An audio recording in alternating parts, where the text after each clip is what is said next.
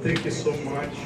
My name is Roberto Moreno. I am the proud principal at this beautiful community. So, thank you for your time. Exciting times, and I am very, very, very happy to be part of this referendum and support as much as I can. So, as a leader in this building, again, we are moving. I hope I can have a new building and have AC and all those really good things for our kids. So, at this time, I'm going to introduce Cindy Green, our Associate Superintendent, please. Give her an applause. Come on, a lot of years of service. Good evening, everybody. Before I get started, I want to make sure we have an echo. Okay, we'll work with that. We have interpretation for Spanish if anyone needs it. Hay interpretación en español disponible para este evento. Si cualquiera prefiere escuchar en español, le podemos dejar el aparato. Y también also in Mon.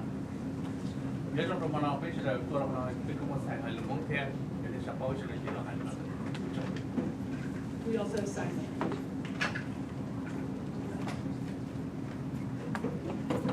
Thanks you all. Well, welcome and thank you so much for coming out tonight. Thank you for joining us to learn more about MMSD facilities, our future, and our 2024 referendum. Before I get started, I would like to take a minute to acknowledge some people in the room. We have our board member, Ali Muldrow, in the back. Ali, would you mind standing up and waving? Thank you. I would also like to do a special welcome and acknowledgement to our superintendent, Dr. Gothard, who is here. Q&A. We have our amazing student rep for the Board of Education, Megan. Could you raise your hand in the back, Megan? And we also have our board president, Michelle Nichols. So I'm going to ask Michelle Nichols to come up and just say a few words before we get started.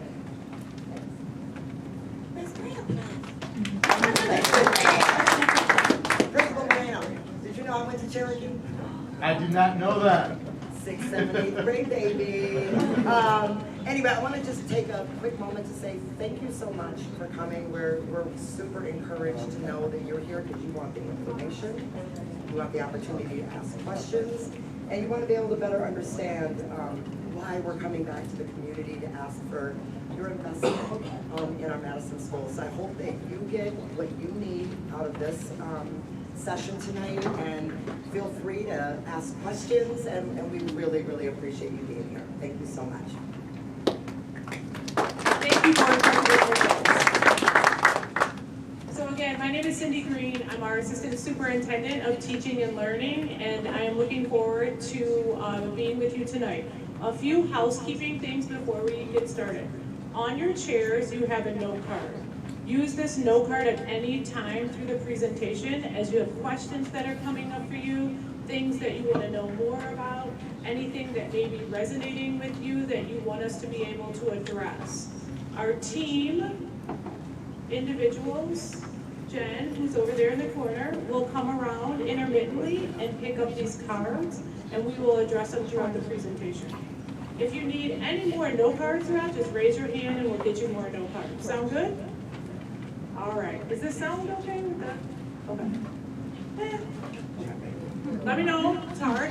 I'm hearing the echo, but if it's working for you all, I'll make it work. Okay. So let's go ahead and let's get started.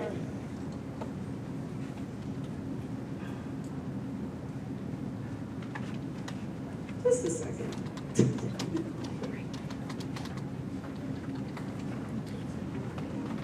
You gotta love technology, right? Where's my teachers in the room?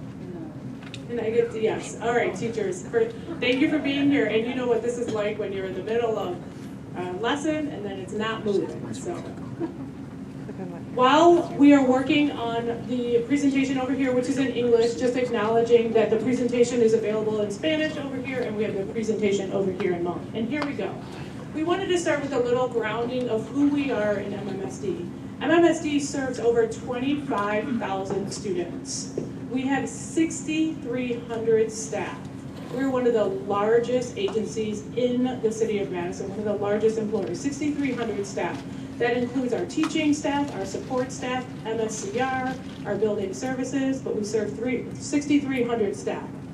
MMSD in 2023 was a very diverse district. 18% of our students identify as Black or African American. 7% of our student population identifies as Asian. 25% of our student population identify as Hispanic. 39% of our student population identify as white. And 10% of our students identify as 2 or more races. This looks very different from what this looked like about 30 years ago. Our community continues to grow and our community continues to diversify, and we are loving the diversity that comes with it and thinking about how we serve all of our students. In addition to that, about 16% of our student population has IEPs or is identified as a special education. 47% of our students identify as economically disadvantaged, meaning that they are eligible for free or reduced lunch opportunities. And then 27%, more than a fourth of our student population, are English learners. Next slide, please. All right, so what we want to do is just share a few of the highlights of MMSD's excellence. Some of these things you may know, and some of these things you may not know about the amazing things that happen every day in MMSD, the amazing things that happen between our staff and our students. So we have 21 of our schools that have dual language immersion programs. We're sitting in one of the schools that has a dual language immersion program. Cherokee is one of our largest dual language immersion programs here. We also have a Hmong Heritage program at 2 of our schools. Lakeview Elementary School has a Hmong Heritage program, and now we have that also at Blackhawk in 6th and 7th grade. We're extremely proud of that, the only one in the state of Wisconsin. Those students will still be soon be over at East High School. It's really something to be proud of. We also have 61% of our students last year that graduated with college credit. I'm going to say that again, 61% of our students, when they graduate high school, do that again. Yes, I saw that. 61% of our student population is not just leaving with a diploma in hand, but they're also leaving with college credit.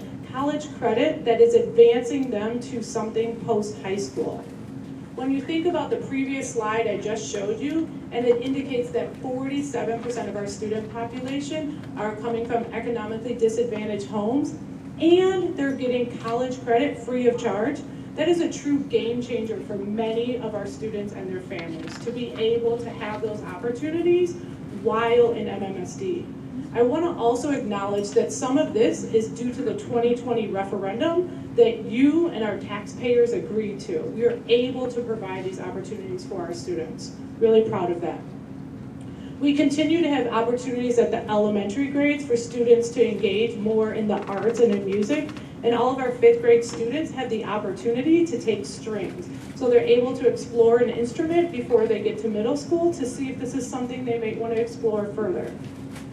We had 26 students last year that were National Merit Scholars. We just put out a communication for this year. We have 23 students this year that are National Merit Scholars. One of our team members in the back, son, was identified as one of those 23, so we're really proud of that. Amy, raise your hand. Yes, it's really amazing. That affords students other opportunities as well. In 2024, similar to the 61% that I talked about, we had over 4,000 of our students take advanced placement tests. Students that take advanced placement tests are engaging in college coursework, and if they perform at a certain level on that test, they're also earning college credit. It's the greatest numbers we've had in the last 10 years. In addition to that, one of our most important priorities is ensuring that we're focusing on our students from the moment they walk through our doors, early childhood opportunities. Over the last few years, our Board of Education has spent a significant amount of money investing in full-day 4K. Across our 32 elementary schools, 27 of them offer either full-day or half-day 4K. That means we're investing in our earliest learners to begin to ensure that they have what they need to be successful while in MMSD. one of our key priority areas. All right, so that's kind of a little bit of a glimpse into the successes of MMSD, which we're really proud of. Now I'd like to spend a few more minutes talking about our future priorities, some that build off of what we just were going over. So continuing to think about early learning. We know our students need opportunities from the moment they're able to go to school and free of charge. So we want to continue to think about growing that number 27 that I showed you on that last slide. How can we think about more opportunities for students to access full day 4K and even other early childhood opportunities? Many families in our community are working families, so this idea of having a full day program is really important for our families. We want to continue to invest in early learning in order to ensure our students have everything they need. Multilingual education. I mentioned before, 21 of our sites have dual language immersion. Most of those are Spanish immersion programs. We want to continue to think about what our students and our families need. I mentioned before, 27% of our student population are English learners. We know multilingual education is essential for them, but we also know it's an amazing opportunity for all students so that we're creating these global citizens that can compete across the world. We want to continue to grow our opportunities in multilingual education. Well-rounded opportunities. Well-rounded opportunities, if you look at what happened in our 6 schools that we just invested in from the 2020 referendum, we created new athletic spaces. We created new theaters for art and music. We created new 21st century lab spaces for STEM courses. We created opportunities for tech ed, engineering, autos, all of the things that our students can benefit from while in high school in order to get credentials when they leave and or go right into the job market. Those well-rounded opportunities are ones we want to continue to see as we continue to invest in our facilities. Here at Cherokee Heights, thinking about spaces that students will have access to and also spaces that our community can access at the end of the day or throughout the weekends and into the summer as well. And the last is culture and climate. We can't have high quality teaching and learning if we don't have the conditions for learning. So we really want to think about how we invest in the lighting that happens in our schools, the accessibility in order to have universal design for learning. We want to think about the way our spaces are created in order for students to have safe spaces. We want to think about spaces that need to be private for students to be able to engage in mental health issues. We want to think about accessibility in our bathrooms. All of the culture and climate, both the physical spaces as well as thinking about resources for psychological safety are things we want to continue to invest in. All right, I'm going to spend a little time going backwards now. We spent over the spring and into the summer listening to our community. We had 10 citywide input sessions. We had 3 sessions that our brand new superintendent was able to engage in called superintendent advisories, where we had individuals advising him on things to think about to get us to this place today with the 2024 referendum. And we had a large community think tank to have our community members give us some feedback as well. In addition to that, we had over 4,000 people provide input through a survey to tell us some of the things that we're going to share with you tonight. What we need to think about in terms of safety and security. What we need to think about in terms of investing in our staff. All of these things we heard from our community, and they helped us continue to think about where we are today. Thank you. Next slide. All right, so now I'm going to spend a few minutes sharing a video. This video really does a great job of breaking down school finance. Much better job than I can do. You will also hear from my colleague Bob Solder in a few minutes, but we wanted to take a few minutes to share a video with you. Our public schools are the cornerstone of our community. The education and opportunities we provide for students today shape their futures and ours. Schools, like any organization, need money to operate. But in Wisconsin, funding the needs of our schools has been a growing challenge. State policy limits how much school districts can spend. The vast majority of school funding comes from a combination of state dollars and local property taxes. It's called the revenue limit, and it acts as a cap per student that school districts can spend each year. Even if school costs go above this level, schools can't spend any more than this limit. From 1994 to 2009, these revenue caps were adjusted for inflation, which meant they helped schools keep up with ongoing needs. But since 2010, the resources districts need to survive have fallen farther and farther behind the basic costs to operate our schools. By the end of 2025, the revenue limit will have fallen more than $3,300 per student behind inflation. In the Madison Metropolitan School District, with roughly 25,000 students, that's a decrease of more than $82 million. What's more, each district has a different revenue cap, and these caps are not tied to the needs of the students or the costs to the schools that serve them. Our job as a school district is to make sure all of our students have access to the exceptional educational opportunities we provide, no matter what their needs when they walk through our doors. But state funding falls short of what it costs to meet the specific needs of many of our students. When that happens, we have to use money from our general fund to cover the difference, which means taking dollars from other important needs. The largest portion of our budget goes towards staffing.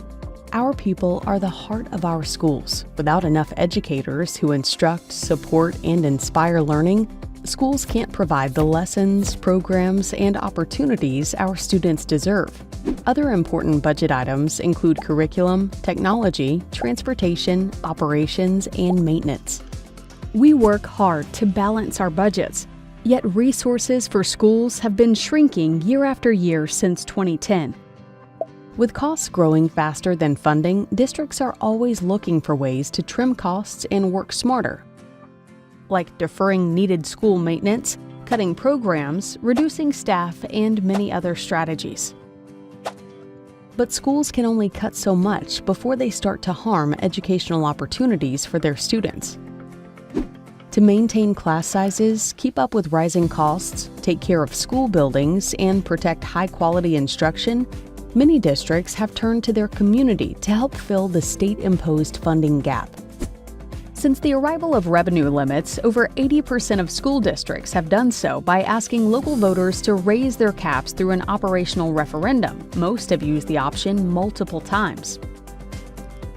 Our children don't have time to wait for state policymakers to fix the school funding system. By putting the needs of our students first, we are investing in their potential and the future of our whole community. Strong schools make strong communities where families want to move and stay. Learn more about school funding by visiting our website.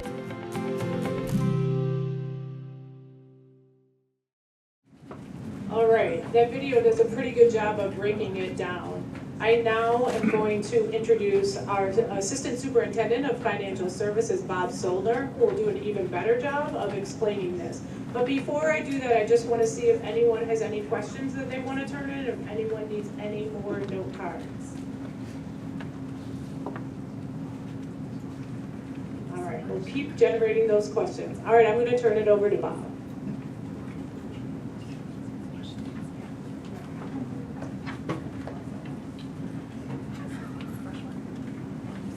Good evening, everyone. Bob Solder, Assistant Superintendent for Financial Services. And it is kind of funky talking into this mic. It feels like it's echoing back at you. All right, so you saw the video, and I want to kind of summarize what that video was talking about in terms of the fundamentals of school finance in Wisconsin. Then I'm going to talk about some specifics applying those concepts to Madison's numbers. So first and foremost, it's a little contrary to, I think, how you would approach a budget. But in Wisconsin, school finance, it starts with revenues. Back in the late 90s, the legislature came up with an idea to hold down property taxes. And so what they created were school district revenue limits. That's what the video was talking about when it said each district has these revenue limits created by the state. When the state first created these revenue limits, they gave annual increases pegged to CPI for revenues. So you had ongoing revenues to match a district's ongoing costs. And then the formula included student membership. And so as your membership goes up or down, your revenue limit would go up or down in total, right? The thing about the law when it came to revenue going up or down with student populations, the revenue disappears quicker than your costs as your students decline. And in Wisconsin, over 2/3 of the districts are in declining enrollments. But the key thing that the video pointed out was back in about 12 years ago, the legislature said, we are no longer going to give you annual increases. So your sustainable revenues from inflation are no longer the case. They knew costs would continue to increase, but they said, we're no longer going to share in that. We're no longer going to give you sustainable revenues to match your increasing costs year in and year out. The thing that they focused on in the law was, if a board or community wanted sustainable revenues, ongoing revenues to match ongoing costs, you had to go back to your voters and ask at referendum for your voters to give you sustainable revenues, right? In Madison, thankfully for us, the school community, you the voters, have supported giving the community additional revenues. Back in 2020, the board had proposed 2 referendum questions, one for operating dollars and one for facilities. Both were successful. And so it leads us up kind of to where we are now in terms of the board has been looking at their sustainable revenues and have known for 3 straight years that our expenditures were rising by inflation, but our revenues were not keeping pace. And so the approval of referendum back in 2020 helped stem that difference in that chart that you were looking at, but it didn't erase the structural deficit in terms of revenues not matching ongoing costs. All right, so that's kind of a little bit of school finance. I already see eyes glazing over. So, but I don't want you to walk away saying costs are not important, because costs are very important. The board spends a lot of time, along with us, administration, and Dr. Gothard, looking at our costs and analyzing costs and making sure we're paying attention to costs. But it's really about trying to find that sustainable revenue to match the needs of the district. And over the last 2 years, that difference between inflationary increases to revenue compared to not being tied to revenue is $30.2 million. Last year it was $20.8 million, this year $9.4 million, but a total of a funding gap of ongoing revenues of $30.2 million. I want to talk a little bit more about some of the funding gaps that are created both in federal and state law. And the next item talks about special education. So back in the mid-70s, the federal government passed a law called the Individuals with Disabilities Education Act. It was a great piece of legislation. It requires local school districts to meet the needs of individual students that have plans, that they need additional services to help that child be successful. Madison is an inclusive education community and provides great services for kids that have been identified with individualized education plans. They've been known to be offering phenomenal programs for really decades, really since the law was created. But there's a cost to provide those additional services. Initially, when the federal government passed that law, they said they'll cover 40% of those costs. We're going to require this, and we're going to help share in those costs. What they've really provided is anywhere from 10 to 13%, or 10 to 13 cents on $1. Meantime, the state passed the same laws, and the state said, we're also going to share in those costs. Initially, when the law came in, it was wrote in the law, about 2/3 of the cost the state was going to fund. But they never met the state law requirements. So there was a provision that said, if we don't meet this provision, then we'll take whatever we appropriate to public schools, divide that by cost, and you get a certain percentage, right? That percentage last year was 31%. So the combination of those two result in a $66.4 million funding gap, right? Necessary costs that Madison does a great job of providing for the services for the students, but costs that need to be covered out of our general fund. And so that's $66.4 million. It's not unique to Madison. Statewide, that's $1.5 billion collectively where school districts are moving money from general operations to cover these costs. Really important costs. But it causes a deficit in terms of trying to match costs to revenues. And then finally, on the funding gaps that I like to point out, Madison, as Cindy was talking about, is committed to early literacy, is committed to 4-year-old kindergarten. And the board has, over the last few years, expanded full-day 4-year-old kindergarten, which is very good, very critical. Give kids education at an early part of their lives to be much more successful as they move through and become world travelers and part of our communities. However, state law doesn't count the child as 1.0, even though we have full-day costs. The state says they're only worth half, or 50%. Some cases you can add another 0.1, so it's 0.6, but the point is 50% on revenue generations with 1.0 cost. It's another fundamental coupling away from revenues to expenditures, right? Okay, so that's on the operating gap side. I'm going to talk a little bit now about our facilities and what the board has done and what the community has done. The last several years, the board has levied separately $5 million into a special fund that can only be used to maintain and improve our facilities, which is a good investment in our facilities. Since 2008, the board has raised $93 million to invest in our facilities. Now, the problem is, that's a lot of money, but when you have 52 school buildings and you're designating $5 million, in addition to some funds from our general fund, it's not enough to maintain. It's nowhere near enough for major renovations or building a new school facility. Again, state law is not set up to allow a board, a school board, and a community to have sufficient funds to maintain the facilities unless they go to referendum and ask the voters to approve a tax increase to pay for that investment.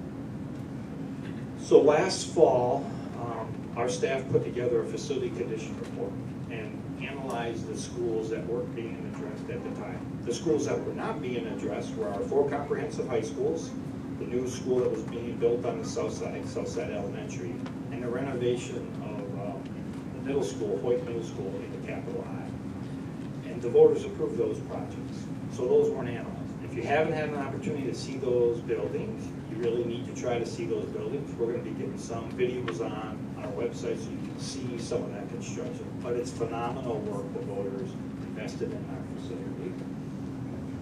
But the rest of the schools, so 26, or about half of our schools, we have 52 in total, are more than 60 years old, right? And at 60 years old, I can tell you they are past their useful lives. We have a couple of schools, several schools, that have mechanical systems that are close to 100 years old, systems that no longer have the manufacturers to have the parts, and there are no parts that are available on the market today. So what we do is pay for the parts to be built and developed for our systems, which is good. We have to continue to maintain our systems, but it's not an efficient or cost-effective way to run a mechanical system for a school building. So many of the buildings that are selected for those 10 in the referendum, the focus really has been on the mechanical HVAC, air conditioning, airflow, and plumbing.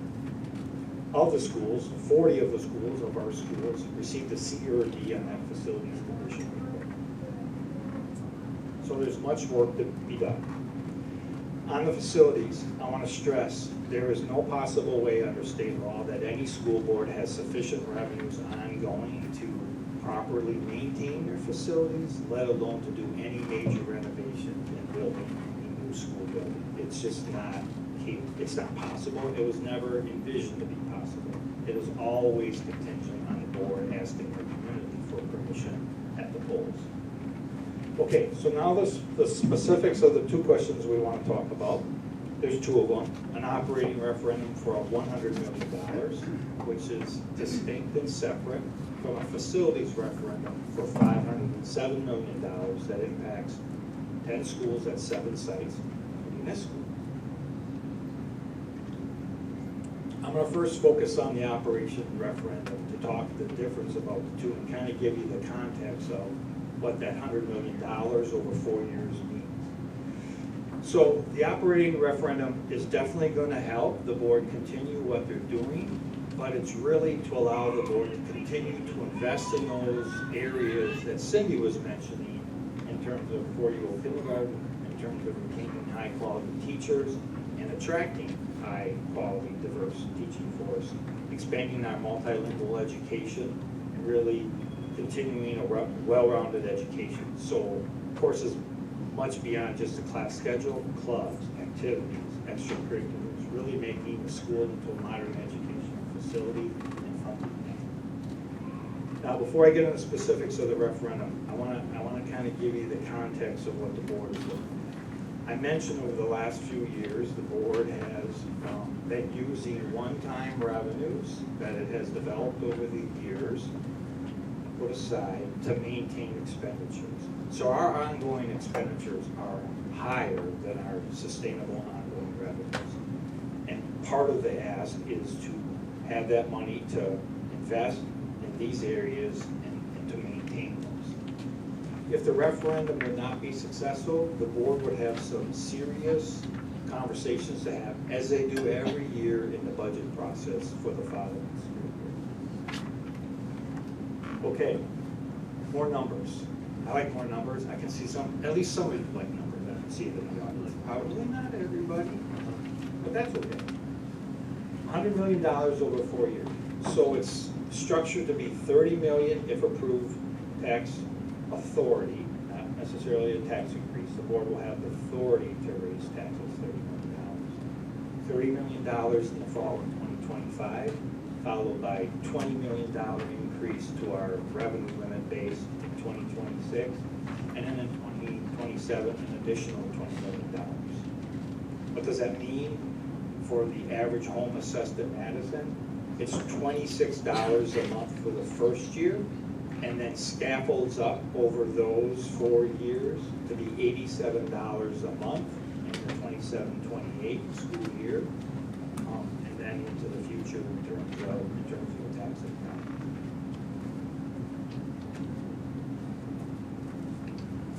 We're gonna write down some more questions. Are we gonna take a break? We're gonna take a few moments to write questions, and then we will thank you. And we'll answer a few, and then we'll get back into the presentation. Hi again, everyone. I'm going to take a few of the questions. I will read them first. Don't get the echo anymore, so maybe we fixed it. Oh, it's still there. Just kidding. How will teachers and staff will their input be collected and implemented into the design of the new building? Excellent question. When we get to that stage, we definitely will have sessions where staff will be able to provide their thoughts. Tonight will be a good starting point of just dreaming about that, but we will be hosting sessions. When we had the high schools renovated, we spent a lot of time working directly with the high school buildings, all staff there, hosting sessions in order to get their input, both in terms of what they wanted to ensure was preserved and also what they wanted to ensure was changed. So additional sessions both for our community and directly for our staff and students and families that will be impacted by these decisions will happen sometime after we get through the vote in November. The next question, this is a great question. I can only answer part of it now, but we can definitely make sure in our FAQ the remainder of this is answered. Of the 27 4K programs, how many are full day versus half day? Amazing question. 15 of the 27 schools right now have full day, and I will tell you that certain areas of town, north side, south side, there's still a greater need, and we definitely want to be able to meet that need, but 15 of those 27 schools have full day programming. Of the 61% of students that graduate with some college credit, this is also an excellent question, how many of those are either non-white or a free and reduced lunch? That has definitely been a priority of ours and a priority of the boards based on those investments I talked about from 2020. I do not have the exact numbers, but we're gonna make sure we have an FAQ that's running. A large percentage, I can tell you, one of our criteria was ensuring we were privileging those that could benefit the most from these opportunities.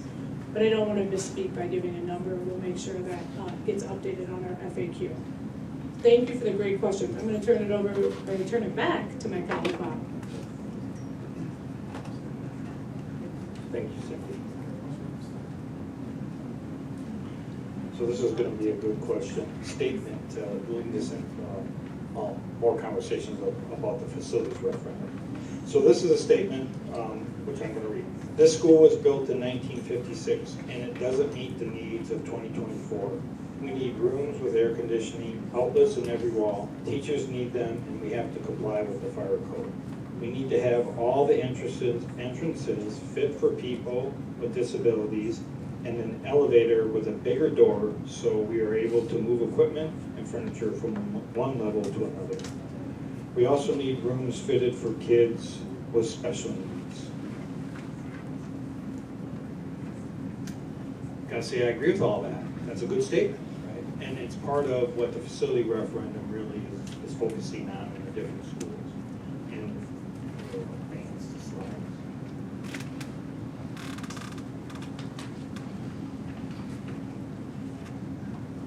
Okay, perfect. So the facilities referendum, it has a slide that talks about equipping the schools and spaces for learning. But it's much more than that, right? If you look at the exact question of our schools, and our focus is, back to the facilities question, our focus is middle schools. And the question, why middle schools? The board's conversation with the community back in 2020 was, we're gonna focus on high schools, then we wanna focus on middle schools, and the remaining high school that we didn't attend to, the first 2020, which was the Shabazz Alternative High School, Shabazz Sherman on the northeast side of the town. And so the middle schools were our focus, and the talk of the middle schools are developing schools that are available for flexible classroom, available for STEM, available for the arts, libraries updated, cafeterias updated, accessibility issues updated, sustainability, which is a major priority for the board in terms of zero greenhouse gas emissions by 2035. The facilities question is money in bricks and mortars, but it's all about providing a modern educational environment for our scholars, for our students, right? The focus clearly of identifying those schools are the schools most in need of mechanical HVAC and mechanical plumbing. And we'll talk more about the criteria that went into selecting those schools. Okay. The facility is $507 million. It says over 23 years, and I want to talk about a little bit of the uniqueness of what a facility referendum really is all about. So the facility referendum would be giving the school board the authority to sell general obligation bonds to pay the construction bills over a period of 5 years as they come due. And one, we would go to market to sell general obligation bonds. A 20-year principal and interest schedule is created and then paid over the next 20 years. Because we'll only sell bonds when we need the money to pay the cost, we're anticipating probably three sales, thus the 23, right? So 1 year sell, 20-year payment schedule, principal and interest, and then 2 more. There is no impact in fall of 2024 for the facilities referendum. The first impact happens the fall of 2025. And we're estimating $27 a month on that impact. Now, we didn't estimate out much past 4 years for a lot of reasons, primarily because of how state law is created, and hoping that there's some different folks in the legislature that will support public schools and provide kind of return to the days gone by where the state shared more in the costs, year in and year out across the state, which under revenue limits, remember, as the state gives more state aid, school boards tax less, right? And overall, as school boards tax less, it's going to impact the future tax impacts of every referendum question, and more importantly, the base operations in terms of what that tax impact is. So school finance in Wisconsin is it is complicated, very fluid, and changes, right? Go to the next slide.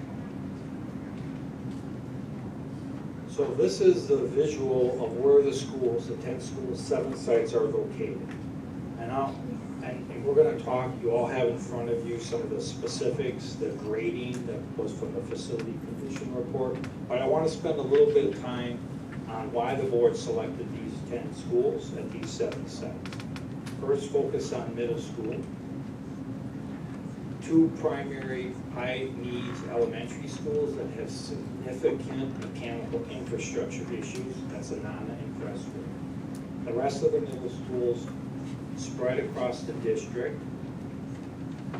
All of the buildings in this referendum, all 10 school buildings, have mechanical, HVAC, and plumbing as the first consideration, and other accessibility issues. And we'll talk about the specifics of Cherokee when we get there. The next part that we use to look at these are identifying sites that have sufficient green space on location to build a new facility, including the installation of geothermal fields, right? So it was very planned and very put together in terms of the geographical location. The geographical location comes into the swing space on this slide. So first, we want to do all the public sessions that we're about halfway through in terms of this phase that we're in. And what we're going to do when we get all the feedback is actually pick the order of construction of the 10 schools and 7 sites. We know what we want to start with for certain. We're going to start with Shabazz, the alternative high school, and Sherman Middle School. And then we need to pick another site, because the plan is to do 2 sites, which could be 3 or 4 schools depending on the parent, but 2 sites a year. Construction would not begin until spring of 2026, so it allows the board to continue to seek input from the school communities impacted, to have a hand in and guidance in designing the specific plans to meet the needs of the local school communities. And then at the same time, we can begin the long-term planning as we look on the next sites over that 5-year construction period. The most, I think, in my opinion, and the team's opinion, the most complicated piece of this is what we do with school communities when the construction's happening, right? You may know that when we did our high school renovations, really over 3 years, we cordoned off sections of the buildings and the students continued to attend, which is pretty common practice for high schools. It is disruptive, however. And none of us believe for Madison and many other communities that can happen with middle schools and elementary schools. That you have to move the school population in its entirety or big sections to other locations. Those other locations could be, once a new school here is built, we could use the existing school. Another is busing families to schools that are underutilized in terms of space. Another common one is to put in those modular classrooms where you bring in basically mobile homes and set up school in those configurations, right? We're going to work on all that when we pick the order and then start mapping out different things. We'll bring in experts in construction management, architects, owners rep to help us come up with a comprehensive plan. Okay. More questions? So we're gonna collect some more questions. I have a few right now that hand over. I'll collect some more, and we'll answer these last round of questions after, at the end of our presentation. So make sure you stick around. And I got yours. You're answering now. Oh. All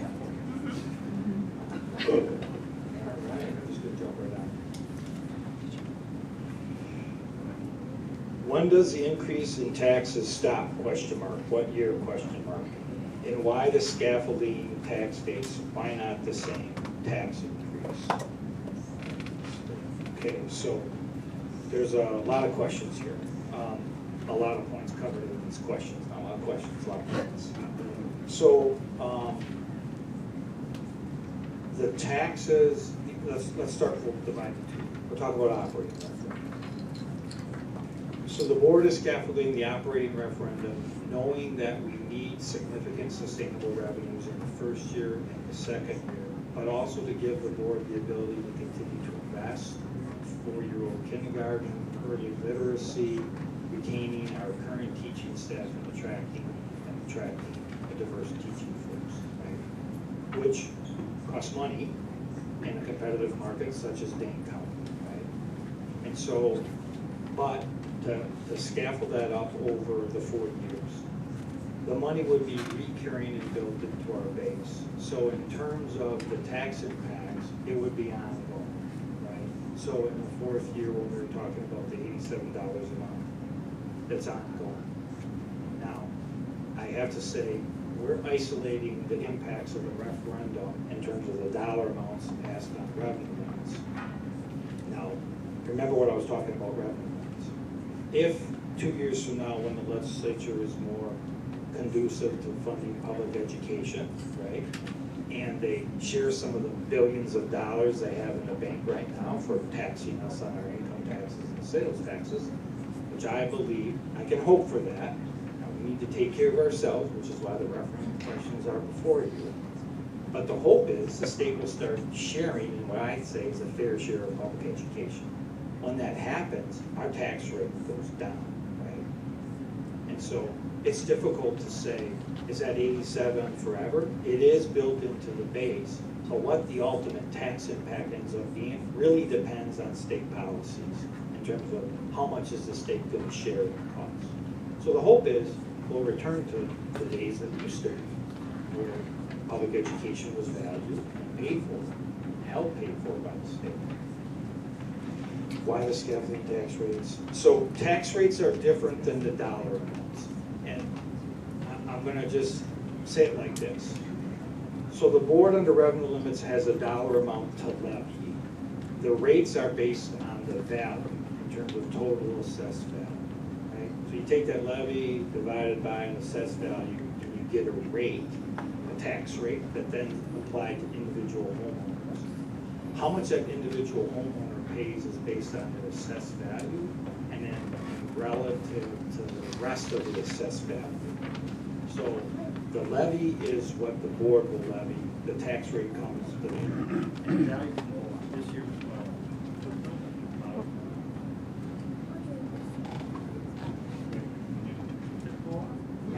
Yep. I don't think I turned it on. But you know what? I might have.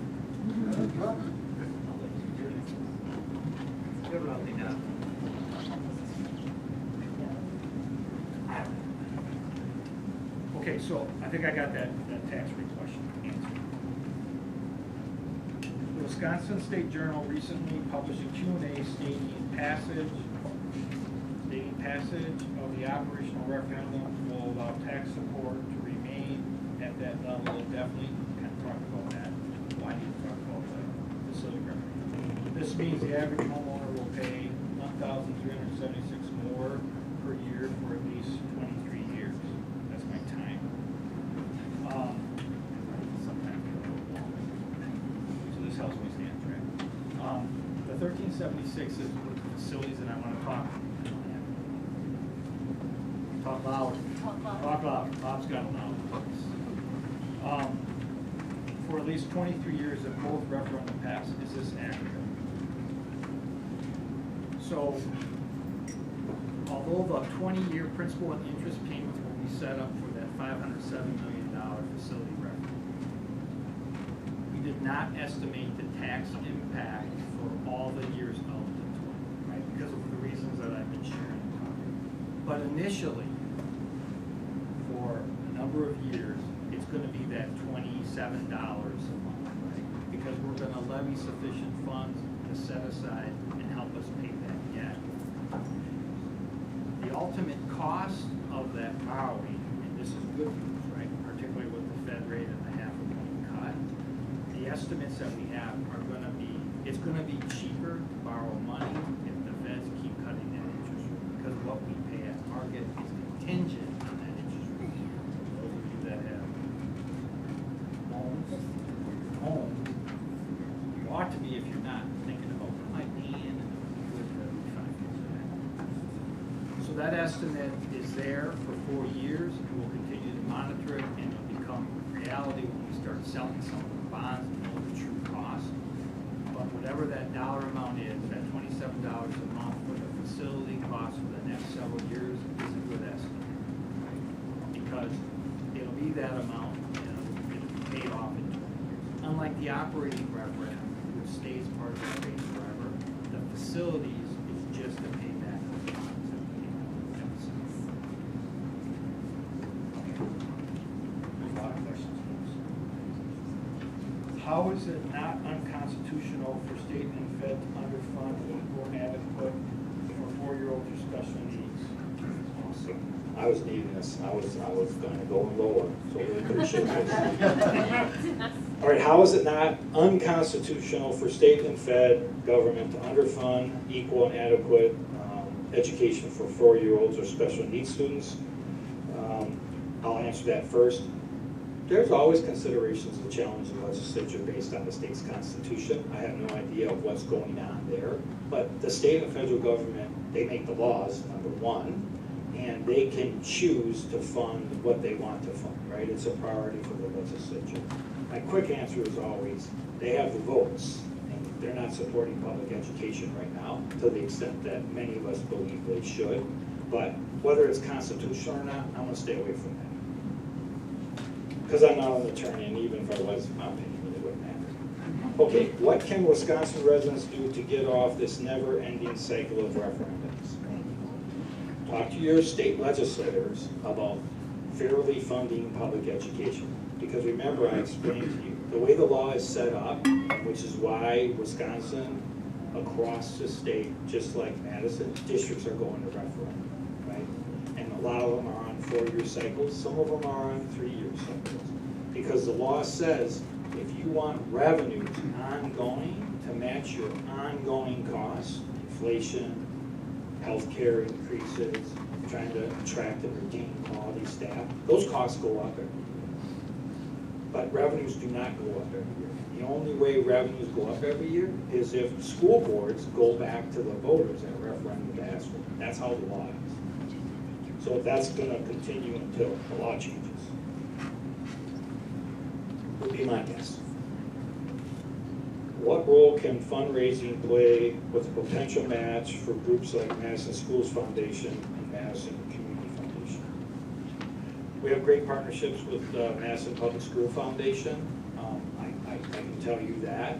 We do a lot of grant applications. We will be doing, if the referendum is successful for facilities, we'll be using the Inflation Reduction Act and applying for the money back from the federal government. We monitor, work with experts in the field, so we're always looking for opportunities to get additional revenues, which we will continue to do.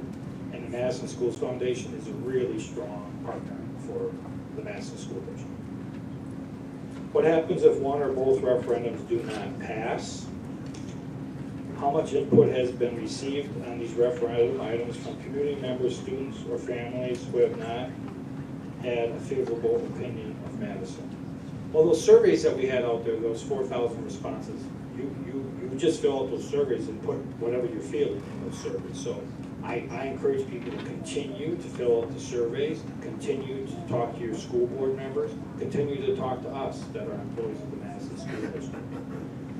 As terms of if the referendums don't pass, I talked to you about the financial situation where the district is on operations. If the operating referendum or if the facility referendum doesn't pass, the bottom line is the board has some decisions to make.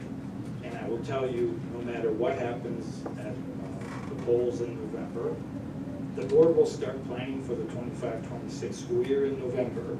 They'll pass the budget for this year in October. The way state law is set up, we don't know our revenues until middle of October.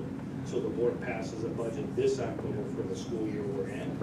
And then in November, I'll start talking to the board about, this is what I think our available revenues are. They're early projections, right? The operating referendum is significant.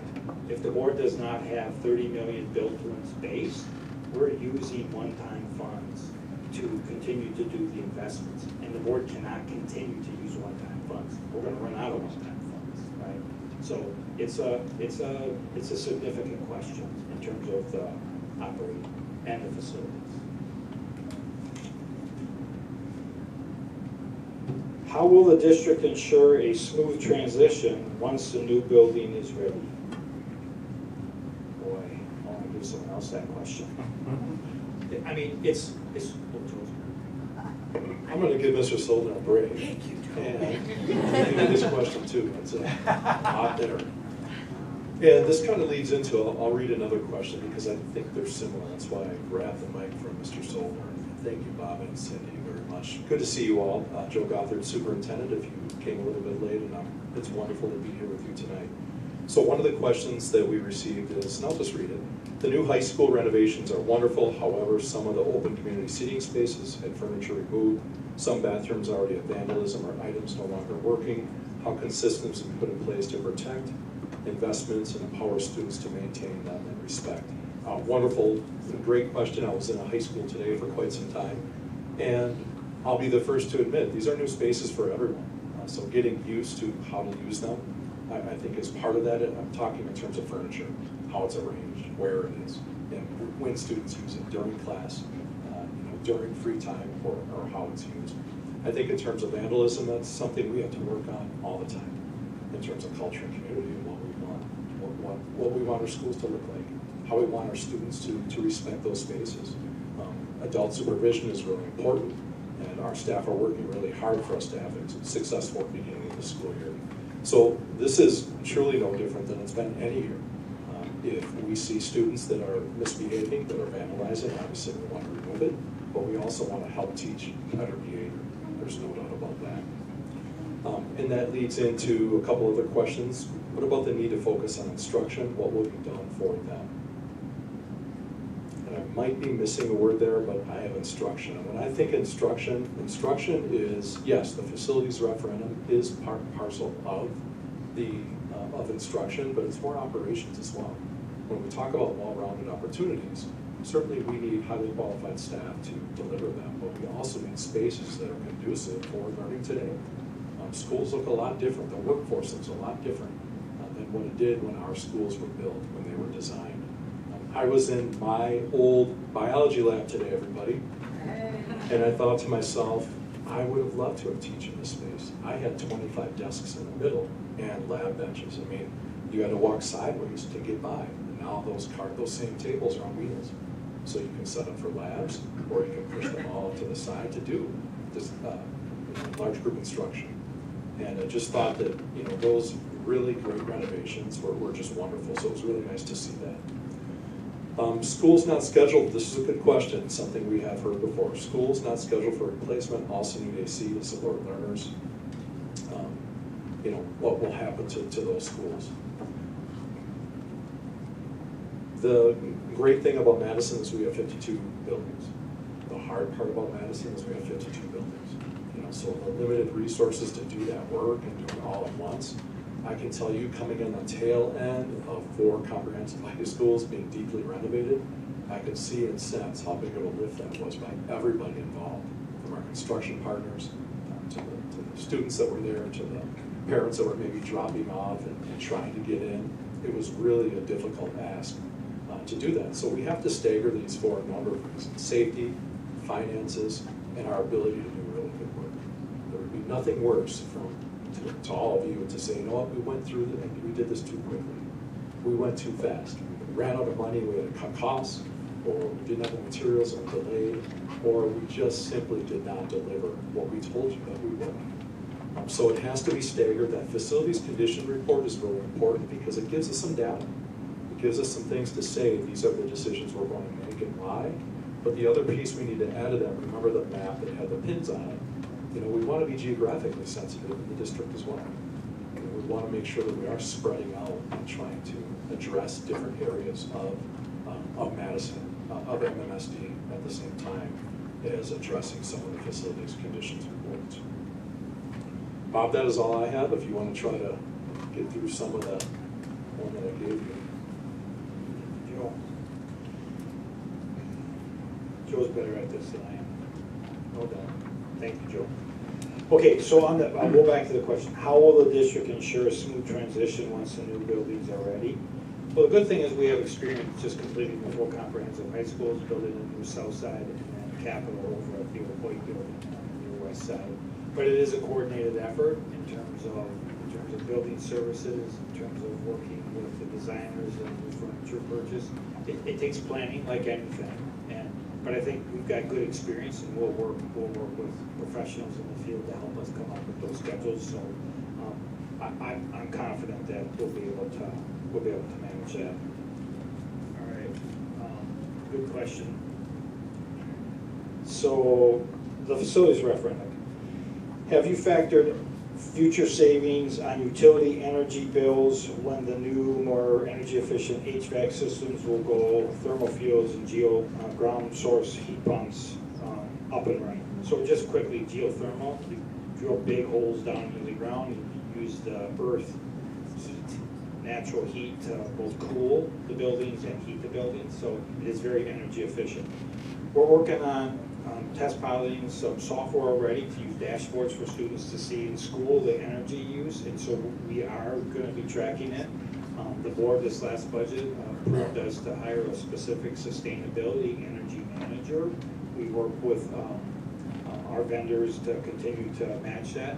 One thing we did learn, which we learned in this current process of taking a look at when we get to the specifics of Cherokee, is when you add efficient and save money on utilities, we're also adding square footage to the buildings, right? So we are saving, but then we're going down in terms of the money that we need to maintain the other ones. And then the other question was, have you factored Inflation Reduction Act? And we talked about that. I think I'm being told. I got one more question. Come on. Nope, wait it to the end. Get going, they say, Bob. This is great. We can get to Cherokee. Fine. All right. So you all have this in front of you. I just want to orientate you. We talked about the facility condition report. Those 44 buildings I talked, this report's on our website. It's a really long one, so don't print it out. Use that online version. But each one of the schools have been graded on 14 categories. And you look at the 10 schools that have been selected, focus on mechanical HVAC, mechanical plumbing. You'll see almost all of them are D, a few C's, but mostly D's in terms of the infrastructure, mechanics, and the plumbing. So these are the other grades. But that was really our first focus. Middle schools, geographic location, the grading of the facilities, and then you can see in terms of sustainability and energy efficiency, the need that is here at 7. The map to the side shows the green space that you all know is there. That's what we will be focusing on working on. I want to just point out here, which has already been said, 1954, 89,400 is the current square feet of the existing facility. Go to the next slide. Okay, I just want to orientate yourself. So this is the existing building that's yellow. I talked about 89,400 feet. Part of the cost of this facility is modernizing our educational spaces to meet the modern academic standards. STEM. Joe talked about the portable classrooms, the flexible classrooms, bigger spaces. So the proposal right now as it stands is to go from 89,400 to 109,000, just under 109,500 square feet. That's reflective of expanding classrooms, renovating the library. We lose a little bit of square feet, making it newer, enlarging the cafeteria, and making bigger and more useful gym space. So these are just, these aren't settled. So a couple people said, well, I don't really think we should have this big thing coming out here. I think we should have a different design. No problem. No designs have been. That's part of our ongoing process of getting input. But the idea is the new facilities in blue would be built here. You can see a proposed geothermal field here. All the sites will have stormwater retention added to them, which is important from this side. For all the reasons you'll know more than me. And then the entranceway in terms of the parking would change the location of the entryway. So it's really about, again, modernizing the facility for education standards moving forward. So it's really exciting stuff. Okay. There's a memo that staff did to the board to help the board make a decision in terms of the facilities question that is before you. The repair estimate for this facility was $55 million. To replace the whole facility was $71 million to build new. Part of our formula in terms of, it was a holistic approach focusing on education, modern standards, the impacts on the education side. But we had a dollar amount where we said, if we take a look at to get this facility up to renovations, if it goes over 60% of what it would be to build it new, we would recommend is a better investment for a facility to build new if the renovation was over 60. 50%. So the building new standards make a building that will last for 50 years, right? And so the difference between the 55 and the 71 recommendation that the board has included is it's a better investment to have a facility with modern academic standards that will last for 50 years. That's the quality in terms of the buildings. All right. Yes, Cindy, back. Thank you, Bob. Bob will be back and he'll answer more questions after we do this part. Okay, so now's your time to dream. I'm gonna ask everybody to close your eyes for just 30 seconds. Close your eyes and think about what possibilities you would want to see here at Cherokee Heights Middle School. We talked a lot about construction, we talked about the facility, I heard air conditioning. What might you dream about for Cherokee Heights? Okay, I'm gonna ask you to open your eyes. These are all just dreams, nothing is final. There was a great question at the beginning about staff input. We still want staff input, but we definitely want to be thinking about dreaming and what this could look like. So we're in a minute, I'm gonna have you get up and I'm gonna have you go around and look at what we call dream boards. The different types of dream boards that you're gonna look at are ones that have flexible and collaborative spaces. So what does that mean for learning? Accessibility, really important for our students, staff, and families. Flexible classrooms, maker space, lab space, art space, library is what we're sitting in right now, the commons in the cafeteria, the gymnasium, safety and security opportunities, and sustainability, which our Board of Education has had a resolution that they just passed to have sustainability 2045. So what I'm gonna have you do is maybe just like divide down here the middle. Michelle, raise your hand. People in front of and back in the shell are going to go to this way, which is my left, your right. Can you raise your hand? All right. People where the hand is this way are going to go over to these dream boards over here. And we're just going to have you rotate for a few minutes to see the possibilities of what Cherokee Heights could look like in the future. We're going to then come back and we're going to continue to answer questions. If you have any questions that you've written down, please give them to us. If you want to write more questions, we'll do a survey at the end. But we're going to come back to our seats, but we're just going to go dream for a few minutes. Sound good? All right, we'll see you back here in a few minutes. I want to talk about one that kind of hits a little bit on capacity, so read it, and number of schools. I appreciate the operational referendum and appreciate the funds going to teacher salaries. Your own projections show 56% occupancy in 5 years for middle schools. So I want to address a little bit about that. There's been, the State Journal, the policy forum talked about the current capacity of middle schools, which is a good question. So the question, the 10 schools, there's 5 middle schools that are being addressed. You saw the geographical location. In total, Madison Metropolitan School District has 12 middle schools. So the way I kind of look at the capacity where we are at today, no matter what our enrollment is, and remember, even on the decline, we're still around 25,000 students. We are going to need 5 middle schools. We have 12 right now. So is there a possibility that enrollment could change, attendance areas changes? That's always a possibility. But right now, today, on this question, the ask of the community is to focus on 5 of the middle schools and the other schools that are on that, and begin over the next 5 years to build new and renovate the existing ones. So in terms of the question, it's a good one, but right now, we know what we need to do right now, which is what the ask is before you. Then there was a talk about some alternatives for fewer classes and fewer schools and kind of options that are laid out.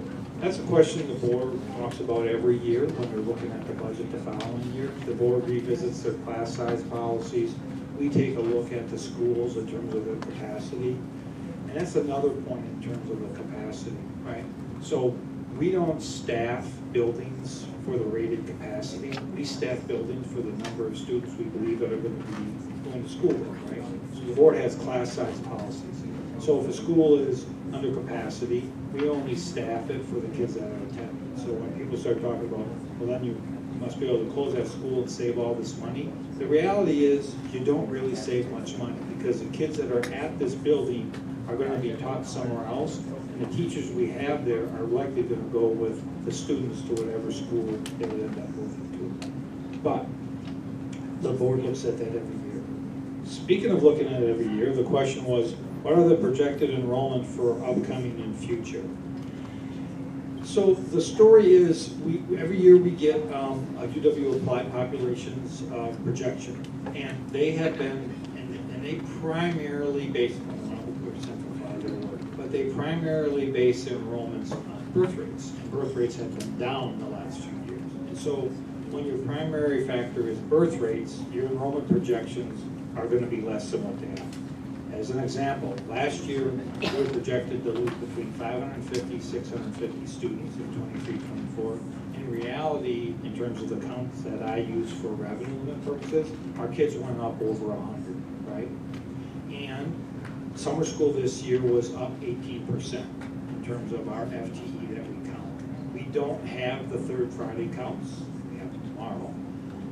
And it'll take a couple of weeks to analyze those numbers, but based on registrations, our registrations and enrollments are up. Now, there's a lot that has to happen between a head count in the classroom and how state law requires us to count kids in different types of student bodies. But I would say, right now, we're not declining. We're gaining or holding steady. But we won't know that number until, like I said, mid-October, when we'll really know that. Okay, and then there's one more question here, and then Jay has a question. Jay's gonna introduce himself, but he's gonna answer a question. Will these spaces be available for community rental? We want to build community, but sometimes they're restricted. The board does have a rental policy in terms of fees that they charge, and so all of our facilities are available per that fee in terms of policy that the board has to rent facilities. And the board can make changes to that policy every year, and so our facilities are available for rental, and can only imagine they will continue to be available for rental. Jay? I'll let Jay introduce himself. Hey everyone, Jay Affelt. I'm the Associate Superintendent for high schools. I do my student teaching here. My kids went here, and I'm here to talk just a little bit about the high school. So as of today, we're 335 high school students above where we were last year across MMSD high schools, which kind of fits with what Bob is saying, is that the trends are changing in ways that we are really proud of.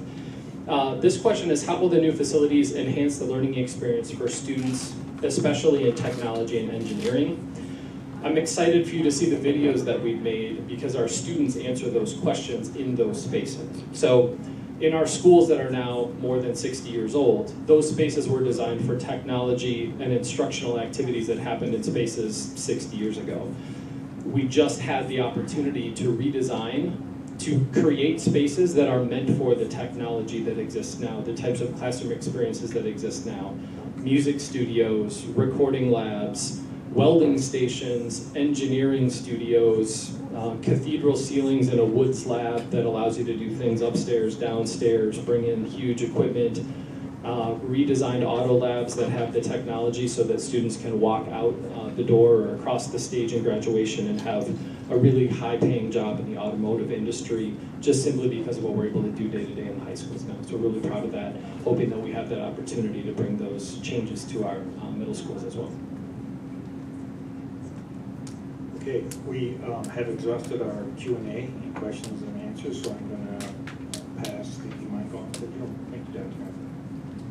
Well, thank you, staff. Thank you, Cherokee staff, Principal Rando, for hosting us tonight and for learning more about this. Really appreciate you all being here. You can see there's a QR code here. We really do want to have ongoing survey feedback that we can reflect on, we can use, we can take questions and put it on our FAQ page. But most importantly, we know that you've got to be part of this. This isn't done by the school district or the board or the superintendent alone. We really want to make decisions that are reflective of the community. And that's why we chose to do this engagement session tonight. We'll continue to engage with our community as best we can. So thanks once again, and please take the QR code and fill out the survey. Have a wonderful night, everyone. Thank you. Thank you again. So I'm gonna, the opportunity here to talk you through sort of a dreaming phase. It's incredibly unusual, and there are so very few opportunities for school communities to design a brand new school, and we want to really maximize this opportunity and hope that we have that opportunity for you all this fall.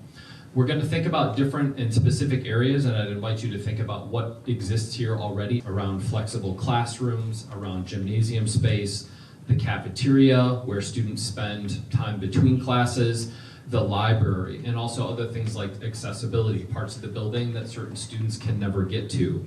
Safety and security, how students and visitors and families would enter the building to ensure secure entry, and as Bob mentioned, also sustainability. You have at your table pink and yellow Post-it notes, and I want to sort of differentiate those both for you and ask you to use the Sharpies at your table to write some things on as I work my way through these boards.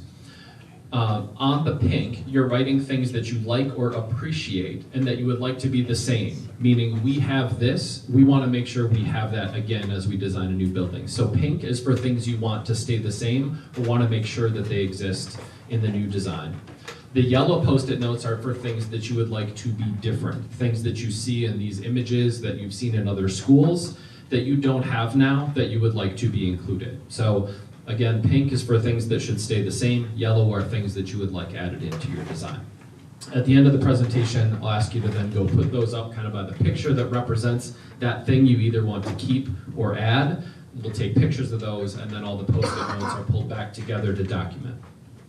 So starting with flexible and collaborative spaces, we're in the business of instruction. How can spaces be leveraged to help our students learn more effectively? Flexible spaces that allow for different kinds of teaching and learning than we've had or been able to do in the past. Seeing students use spaces in ways we're not used to seeing in our more traditional spaces. And so I'll work my way through a variety of slides here. So on this slide, you can see students have a variety of seating, and they have places where they can collaborate and work together outside of classrooms and in common areas. Next slide. Here you can see how we have spaces for students to hang out. We have a whiteboard here so students collaborate, cafe height tables for students to have a separate conversation while in that same area. You can also see natural light as a fixture in some of these spaces. Next slide. Here you can see one example of how larger common areas can be included, and you see what's referred to as a social stair. If any of you have toured Bell Phillips Memorial since their renovation, they have one of these in what used to be a courtyard at the school. You can also see other flexible areas for seating. You have walkways up above, and these spaces can also be used after the school day for performances, presentation, and focus on the arts. Next slide. Here you can see how carpeting can be different colors to designate different classroom spaces, different age groups, different grade levels. You also have glass walls that can be closed to create smaller instructional areas, opened up to create more flexible use of a much larger space. Again, you see different kinds of seating that create spaces for individual students, small groups, or large groups. Here again, you can see different kinds of a more traditional, sort of modernized individual student desk. And here you can also see where there's sort of a smaller isolated area of whiteboards where groups of students could go in and work separately. Back here, the same thing. So you could have students break into groups and break into those areas separately. Here you can see how you have bright colors, again, natural light coming into the space, and then furniture that's tied to those spaces to sort of create sense of identity in different parts of the building. Next slide. This is another example of how flexible seating can be incorporated into a common area. This could be a classroom, this could be a cafeteria, there's a sink over here, there's a place to put slides up here, and then wherever we have ceilings that are a little bit higher, then there would be treatments to make sure that sound still travels the way that it should in those large areas to prevent echoing. Next slide. This is an image of a space that is in our Southside Elementary on Madison Southside in that new school, where in what used to just be a common area, creating a smaller space where a teacher can meet with a small group of students, do some targeted instruction. Students could meet, gather, and then you can see that there's whiteboards integrated in that space to again facilitate teaching. Moving on, let's talk about accessibility. we want to make sure that our spaces are inclusive and welcoming and are tightly tied to the sort of school culture and climate that we want to create, ensuring universal design so that every single person that comes to our school buildings feels they belong and can access all of our spaces. Next slide. Here you can see a ramp allowing students to sort of seamlessly transition from one level to the next, and then you have flexible seating in a variety of levels, again with integrated panels that can be used for instruction. Next slide. Again, another example of a ramp that currently could be just a flight of stairs, but you carve out a little bit of extra space and make that a ramp so that it becomes ADA compliant. Next slide. Here you can see open bathrooms and accessible sinks. Again, drinking fountains at different levels, but most of the bathrooms in our new high schools don't have doors and are open, sort of airport style. Most new schools are designed in that way, again, creating more flexible use. Next slide. Moving on, talking again more specifically about classroom spaces. We want our teachers and staff to create thriving learning environments, and they need spaces that support them in doing that. Different desk options, multiple learning spaces. We talked again about flexible sized groupings, either from the large group down to individual student. We'll work our way through a couple slides here. Especially in our high schools, you see some of this where you have some tables and desks that are a little bit higher and some that are lower to sort of naturally create different groupings within a classroom space. Next slide. Here you can see different, again, use of different colors in a classroom to sort of designate different learning areas. Again, large windows and natural light. Next slide.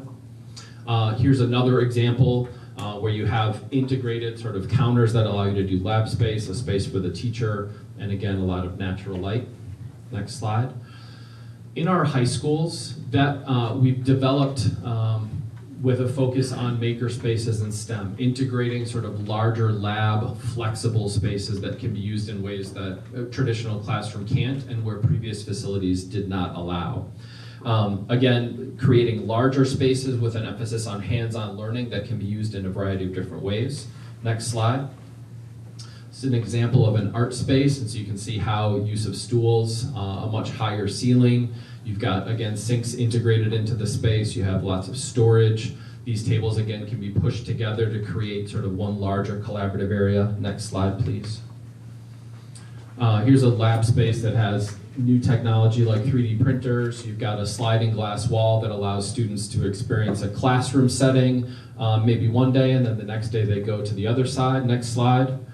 And this is what it looks like on the other side of that wall, where then again we have more of a lab space. You have electricity hanging down from the ceiling here, allowing those spaces to be used more flexibly.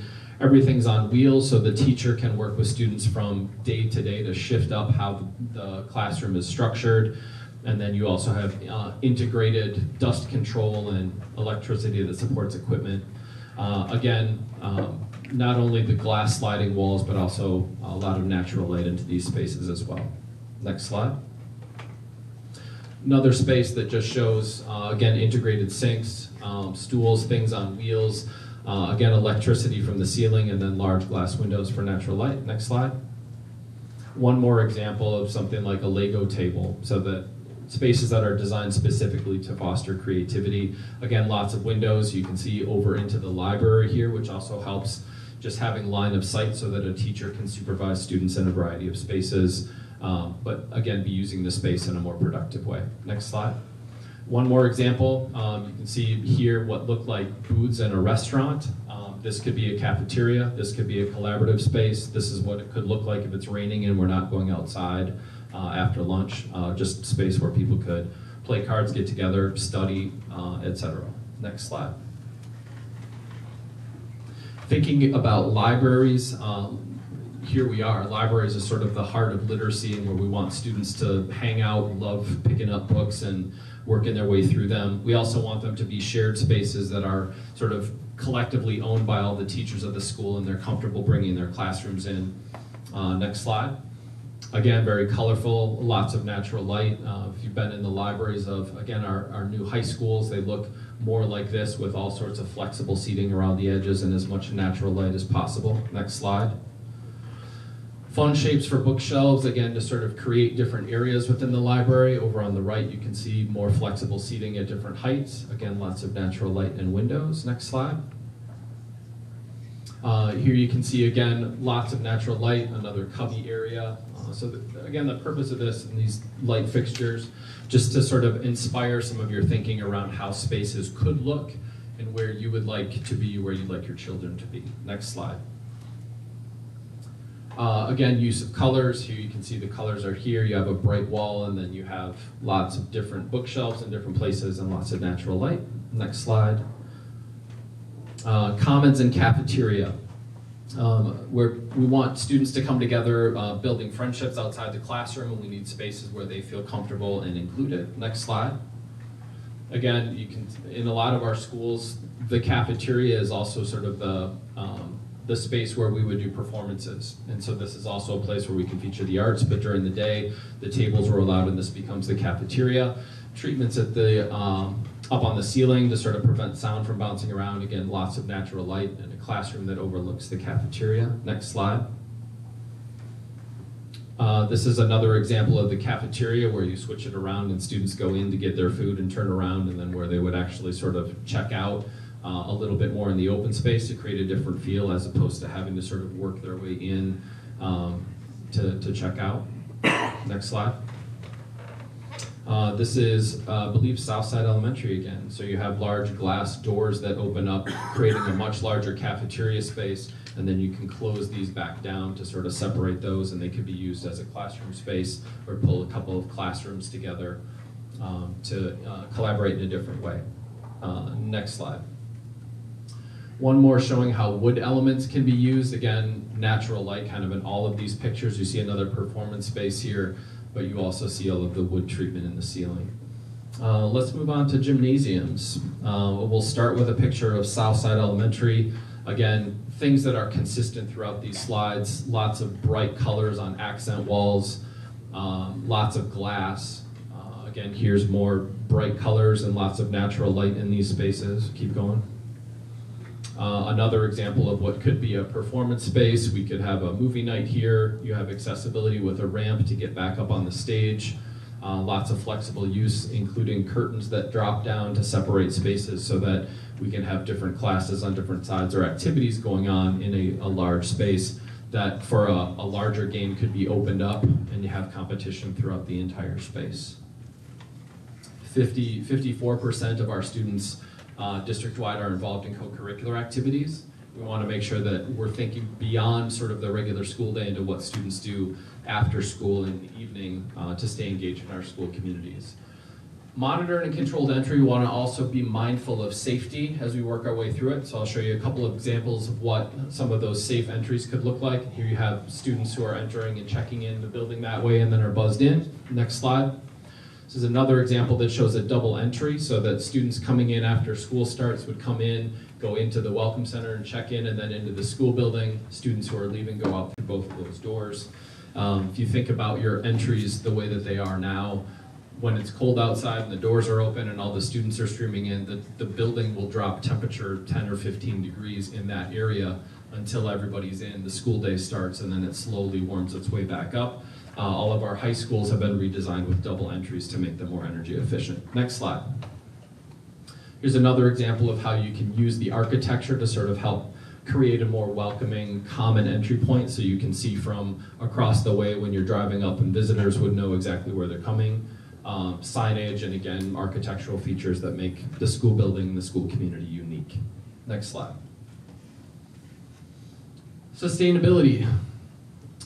We've touched on this a few times, but also just wanting to make sure that we want the building to last for a very long time, and in order to do that, we also want it to be sort of energy efficient and sustainable in ways that our current buildings are not.